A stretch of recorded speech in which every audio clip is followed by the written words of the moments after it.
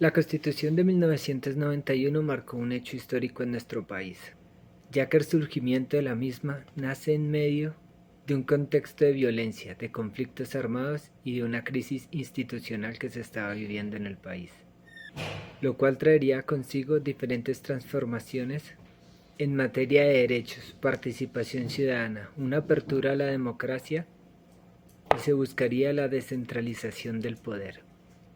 Sin embargo, podemos ver con tristeza que más de 3 décadas después seguimos enfrentando diferentes retos y conflictos, producto de la relación que existe en el conflicto armado y el Estado, lo cual ha imposibilitado que se garantice la paz y que haya una implementación constitucional que sea garante de los derechos.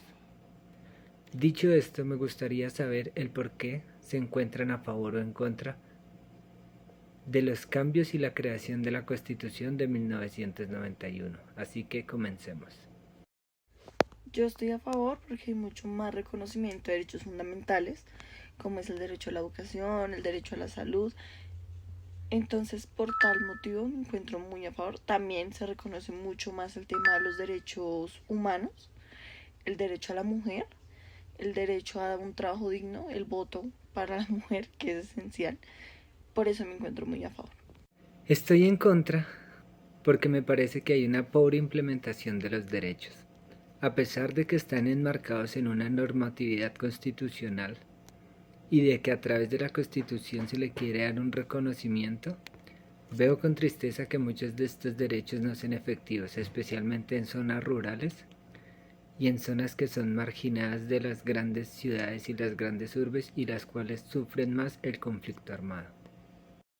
Se abren sistemas políticos mucho más incluyentes en las cuales, digamos, vienen las comunidades afro, comunidades indígenas, hay muchos más movimientos sociales, por ejemplo, viene la JUCO, viene el Pacto Histórico, viene, o sea, ya hay mucho más movimientos sociales, están los movimientos feministas que están las jacamarcas, hay mucha más implementación de las mingas, o bueno, de la minga indígena, entonces hay mucha más participación ciudadana. Considero que existe una fragmentación y una debilidad institucional. La descentralización no ha sido del todo efectiva, lo que ha llevado al clientelismo y producto de ello una corrupción local, lo cual debilita diferentes regiones de nuestro país.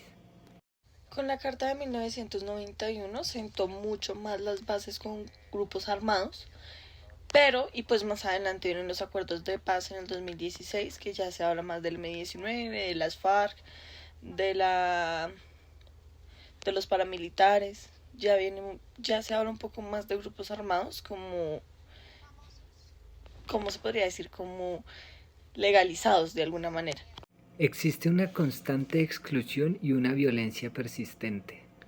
Aunque el sistema político cambió formalmente, veo con tristeza que aún siguen ocurriendo diferentes asesinatos de líderes sociales y de gente que se encuentra en contra de los pensamientos o las directrices de quienes están gobernando en su zona, lo cual lleva a que el ejercicio de la democracia no sea del todo real.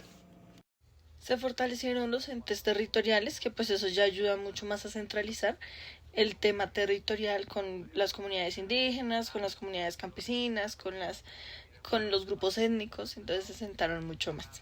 Ahora te quiero preguntar si consideras que los cambios constitucionales han sido suficientes para frenar el avance del microtráfico, el narcotráfico y el conflicto armado. ¿Qué alternativas existen para fortalecer la implementación real de los derechos? Como hemos visto, la Constitución de 1991 ayudó a formalizar, centralizar, a volver un poco más humana la parte jurídica, ya no viene a centrarse en un Dios, sino simplemente dio libertad de culto, dio derechos fundamentales a cada una de las mujeres. Hay varias cosas por mejorar, pero para eso están las reformas y las políticas públicas que pues se implementan a medida va pasando el tiempo, a medida van siendo necesarias. Existe una inestabilidad en los diferentes procesos de paz. Veo que las diferentes reformas políticas y legales y los diferentes acuerdos y tratados que se han tratado de firmar para llegar a un acuerdo de paz han llevado un proceso muy lento, y aún muchos grupos al margen de la ley se resisten a ser partícipes de este acuerdo de paz, lo cual ha hecho que perpetúe aún en la actualidad el conflicto armado y que muchas zonas se vean inmersas en este, tal y como está pasando actualmente en el Catatumbo.